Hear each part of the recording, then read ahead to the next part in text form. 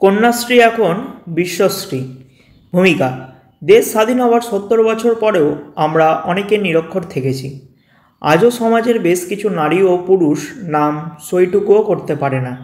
তুলনায় পুরুষের চেয়ে নারীর সংখ্যা বেশি। শিক্ষা ব্যাপারে মেয়েদের পিছিয়ে পড়ার বড় কারণ হলো দুটি। এক, গরিব ও নিম্নবিত্ত পরিবারের নিত্য অভাব অনটন। দুই, নারী শিক্ষার প্রসারের পথে নানা বাধা।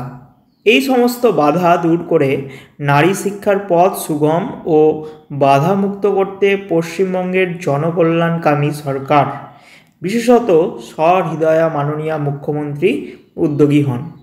সেই চেষ্টার ফল হল কন্যাশ্রী প্রকল্প। কন্যাশ্রী প্রকল্পের উদ্দেশ্য ও লক্ষ্য। কন্যাশ্রী প্রকল্পের উদ্দেশ্য ও লক্ষ্য হল প্রথমত পড়াশোনা বন্ধ করা, স্কুল ছুট ছাত্রীদের হার কমানো। দ্বিতীয়ত 18 বছর বয়সের সাবালিকা ও বিবাহযোগ্যা হওয়ার আগে মেয়েদের বিবাহ বন্ধ করা। তৃতীয়ত বালিকা ও নারী পাচার ও বেশ্যাতি বন্ধ করা। চতুর্থত নারী শিক্ষার উন্নয়ন ও ব্যাপক প্রসার। কন্যাশ্রী প্রকল্পের বিশদ বর্ণনা। কন্যাশ্রী প্রকল্প ভুক্ত হওয়ার জন্য স্কুলে পাঠরতা বালিকাদের কিছু শর্ত পূরণ করতে হয়। 1, 13 থেকে 18 বছর বয়সের শিক্ষার্থী বালিকা কন্যাশ্রী প্রকল্পের আওতায় আসতে পারে যদি তার মা বাবা সারা বছরের আয় 1,20,000-এর মধ্যে থাকে। 2, সরকার স্বীকৃত ও সাহায্যপ্রাপ্ত যে কোনো শিক্ষা স্তরের বিদ্যালয়ের 8ম থেকে দ্বাদশ শ্রেণীর শিক্ষার্থী হওয়া চাই। 3, বিদ্যালয়ে ছাত্রীর নিয়মিত উপস্থিতি বাধ্যতামূলক। 4, ওই বয়সে পাঠরতা ছাত্রীর বিয়ে হলে সে আর ওই প্রকল্পের মধ্যে থাকবে না, এমনকি সে প্রকল্প নির্ধারিত ছাত্রীবৃত্তি বা ভাতাও পাবে না। ছাত্রীর বৃত্তি দেওয়া হয় 2 ভাগে। প্রথমত 13 থেকে 18 বছর বয়সের ছাত্রীরা বছরে 500 টাকা করে বৃত্তি বা ভাতা পায়। দ্বিতীয়ত 18 থেকে 19 বছর বয়সের ছাত্রী ওপরে বর্ণিত শর্ত পালন করলে এককালীন বৃত্তি হিসাবে 25,000 টাকা পায়। বৃত্তি পাওয়ার জন্য স্কুল নির্দিষ্ট ব্যাংকে ছাত্রীকে বিনা পয়সায় অ্যাকাউন্ট খুলতে হয়।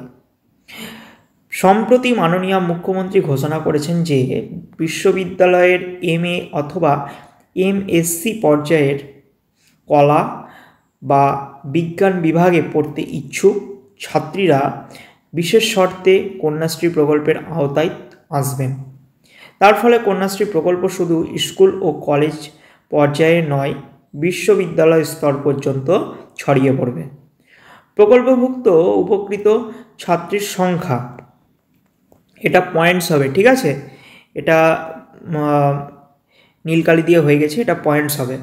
প্রকল্পভুক্ত উপকৃত ছাত্রীর সংখ্যা উল্লিখিত সকল স্তরের বিদ্যালয়ে পাঠরতা ও কন্যাশ্রী প্রকল্পভুক্ত উপকৃত ছাত্রীর যারা প্রথম ভাগের বৃত্তি পেয়ে থাকে তাদের সংখ্যা হলো প্রায় 18 লক্ষ, আর এককালীন বৃত্তিপ্রাপ্ত ছাত্রীর সংখ্যা প্রায় 3,05,000। প্রকল্পের সূচনা ও সুফল প্রাপ্তির পর্যালোচনা। কন্যাশ্রী প্রকল্প ঘোষিত হয় 2012 সালে, সূচনা হয় 1 অক্টোবর 2013 সালে। ইতিমধ্যে কন্যাশ্রী প্রকল্পের সুফল পাওয়া গিয়েছে। 1, স্কুল ছুট ছাত্রীর সংখ্যা আশানুরূপ হ্রাস পেয়েছে। 2, ছাত্রীরাও বেশ কিছু ক্ষেত্রে বাল্যবিবাহের বিরুদ্ধে প্রতিবাদী হয়েছে। উপসংহার: কন্যাশ্রী প্রকল্পের সাফল্য ও সার্থকতা সম্প্রতি আন্তর্জাতিক ক্ষেত্রে সুনাম অর্জন করে স্বীকৃতি পেয়েছে। বিশ্বের 62 দেশের 552টি উন্নয়ন প্রকল্পের মধ্যে কন্যাশ্রী প্রকল্প প্রথম স্থানের অধিকারী হয়ে রাষ্ট্রসংঘের পাবলিক সার্ভিস প্রদত্ত পুরস্কারে সম্মানিত হয়েছে 2017 সালে। হল্যান্ডের হেগ শহরে রাষ্ট্রসংঘের পাবলিক ডে অনুষ্ঠানে পশ্চিমবঙ্গ সরকার ও পশ্চিমবঙ্গবাসীর পক্ষ থেকে মাননীয় মুখ্যমন্ত্রী মমতা বন্দ্যোপাধ্যায় এই পুরস্কার ঘোষণা করেন। ওই প্রসঙ্গে রাষ্ট্রসংঘের মন্তব্য: পশ্চিমবঙ্গের কন্যাশ্রী প্রকল্প যখন বিশ্বের কন্যাশ্রী প্রকল্পে পরিণত হয়েছে। আচ্ছা, এই জায়গাটা যখনের বদলে তোমরা এখন করবে, ঠিক আছে? কন্যাশ্রী প্রকল্প এখন বিশ্বের কন্যাশ্রী প্রকল্পে পরিণত হয়েছে।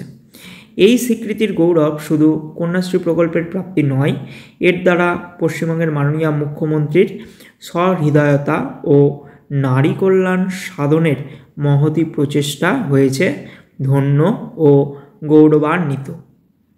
ভিডিওটি ভালো লাগলে অবশ্যই একটা লাইক করো। চ্যানেলে নতুন হলে চ্যানেলটিকে অবশ্যই সাবস্ক্রাইব করে পাশের বেল আইকনে ক্লিক করতে একদমই ভুলো না।